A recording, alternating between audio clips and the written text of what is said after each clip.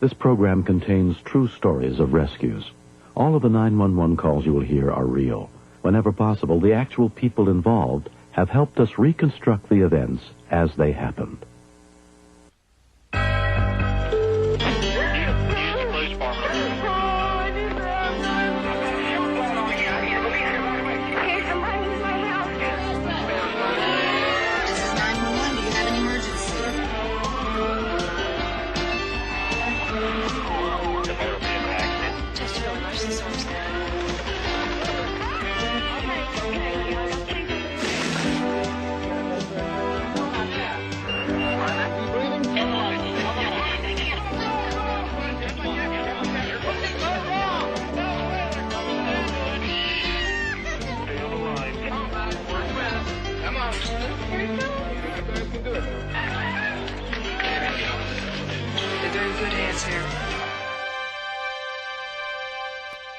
We usually take for granted that the people we love the most will always be in our lives.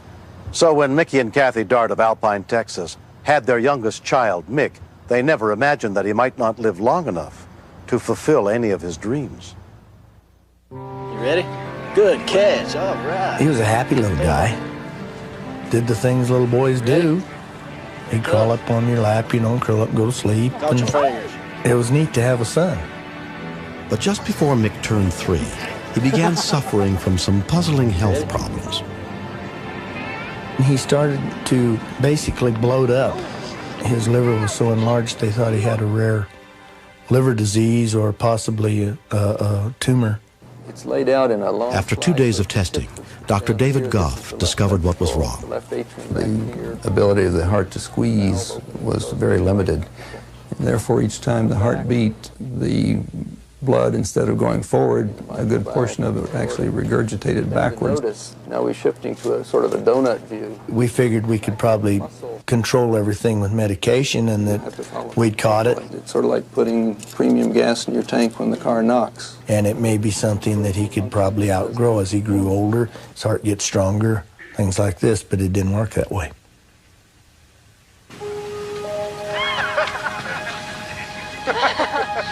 For several years, he seemed fine. Nick, get out of there. We just tried to watch what he did so he wouldn't overdo. Don't you like it? He said he would slow down himself when he got tired. I do. Mick's sister, Christy, was 10 years older. I was very protective of him because he was a lot weaker and a lot smaller. Couldn't do as much, and the other kids, they had a tendency to pick on him, and you know how kids are. He never complained. He never asked for anything out of the ordinary. Every so often he would get a little depressed, and he'd come in, and Dad, why can't I run like the rest of them? I want to play baseball and I can't. And then it got to where instead of jumping on his bike and riding over to the neighbors, he'd walk over. And eventually the air went out of the tires, and I just moved the bike to the shop, and nothing was ever said. By the time he was 11, Mick was so weak he spent most of his time in the house. And then in December, I was down at the barn unloading hay for the horses, and my mother-in-law came running down there yelling that there was something wrong with Mick, and he'd had a mild heart attack. He'd had a heart attack. By the time Mick was 12, his heart was barely working. He was taken to Texas Children's Hospital to be examined by a team of doctors, including pediatric cardiologist Jeff Tobin. Lay on your back, and if you pull your shirt up for me. He was what you would consider really a cardiac cripple. In addition, his arrhythmias, the abnormal rhythm of his heart, put him at very high risk for sudden death. After looking at all the information then, They just came right out and said he had to have a heart transplant. I just kind of went numb. It meant either life or death. When we continue. Once you get on the transplant list, that's when you have your highest risk due to the shortage in donors. Most patients who die while waiting.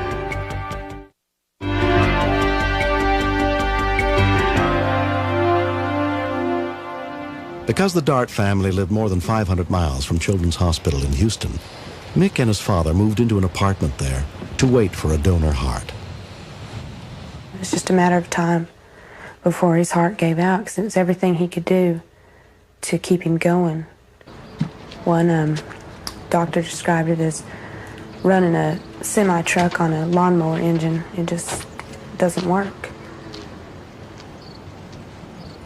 It was real hard for me to leave him, because I had never been away from Mick more than one night since he was born.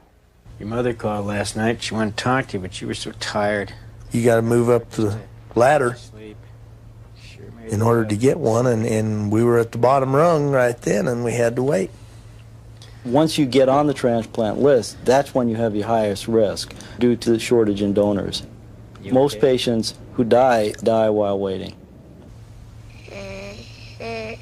The morning he arrested, he talked me into going back to bed with him, right? I never heard him. Mick! I heard the same type of noise once before because my dad died in my arms. Massive coronary. You could see him gradually turning blue. And I couldn't pick up a heart rate, and I called 911. I knew I had to do certain things. I had to get the door unlocked. I had to give him CPR. I did make a mistake. I didn't get him off the bed instead of putting him on the floor where you'd have a little bit better control over him. My biggest fear right there was he may not be alive by the time they get here. I did a lot of praying. Fire department. The first Houston Fire Rescue Unit arrived within minutes, including EMT Arnold Tanguma. His dad had said, I think he's gone. We don't think that way. There's always hope for us.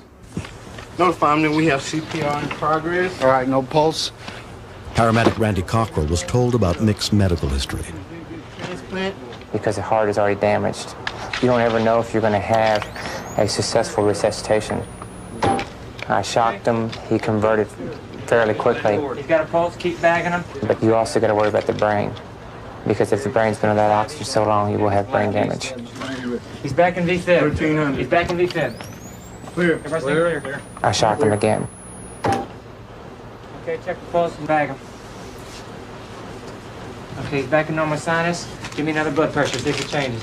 When his father was telling me all the stuff about his heart condition, it's hard. To me, I thought he would live for about maybe a day or two, and that was it. Mick's mother and sister caught the first plane to Houston. When they arrived, Mick was in a deep coma. They told us that they would have to see if there was any brain damage from the cardiac arrest. And so temporarily he was off the donor list. We knew that he couldn't get better and that he would never get out of that bed unless he got a heart. I kept imagining what it would be like to go through a funeral with him, how it would be without him. Because even then, we didn't have him. He was in a bed, and he wasn't Mick then. And they only let 2 of us in at a time, so we just basically did shift work to spend time with him. He knew we were there. He'd squeeze your fingers and respond to outside stimuli more. Fortunately for us, his neurologic state improved to a point where he gets the opportunity to become a status 1, to move higher up on the transplant list. They closed down the ICU unit for about 3 hours. We had gone home. I thought the worst. Dr. Tobin said we were going to surgery, that we had a heart. I grabbed Kathy and I thought I broke her ribs. Because we knew this was, deep down inside, I think we all knew that this was his last chance. Transplant coordinator Julia Price stayed with Mick's family while the donor heart was flown to Houston. You always worry about all the things. Can the plane go down? Will the ambulance have a flat tire? Is the new heart going to fit? And is this going to be a good organ when it gets here? We'll take good care of him now anyway. He knew what was going on. And I didn't want to say goodbye because I didn't want to scare him. I just told him that I loved him, and I said, see you in a little bit.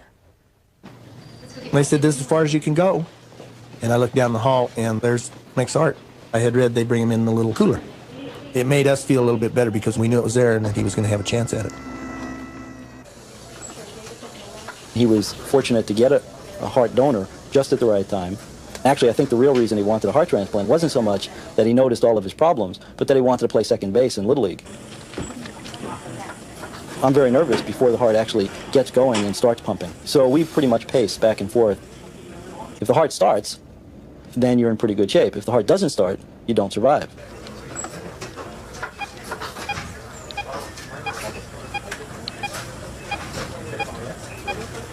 When they walked in a little over 2 hours, it scared the thunder out of us because we thought 3 to 4, 5 hour operation. New heart's in place, and it went in smoothly without any difficulties, and we're off to a good start. He was in a private room now, the recovery. The minute we went through the door, you could tell he was at peace. Best he's had. Best he's had.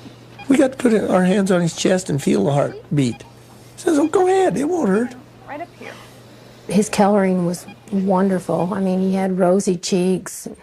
His feet were warm for the first time in his life. Surgeon O. Howard Fraser had performed the delicate procedure. I think the bulk of the donors' families never really know what happens to these organs, but it can be so meaningful, and it can give a life to someone else's child. Mick was kept in the hospital for nearly 6 weeks to make sure his body didn't reject the new heart. Oh, boy. Without donations, there is no transplantation. And to me, for a family to be able, in their grief and their sorrow, to generously give so that others can live is the most wonderful gift that's out there. Oh, my God, you don't stop me! We'll finally get some of those brother-sister fights that we never had before, and he's a normal little boy, he definitely. He took his mother down and held her down, and she couldn't do anything about it. He's just that strong now. I can go outside, run around, play, eat whatever I want. It's a great life. Get him off! A year and a half after the transplant, Mick Dart celebrated his 14th birthday. He will always have to take medication to keep his body from rejecting the donor heart, but his prognosis is very good.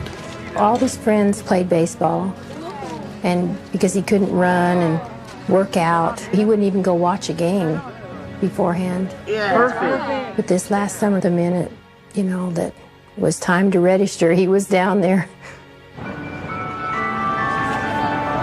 The first time he got up to bat, we both started crying because he was having the time of his life. I can see improvements in his coordination, his ability to run almost on a daily basis. It's still a learning process for him, but he can get in there and pitch, shoot, and growl was the toughest of them, I think. Though they'll never know the identity of the family who donated Mick's new heart, the Darts remain grateful to them. The part of their boy kind of still lives on.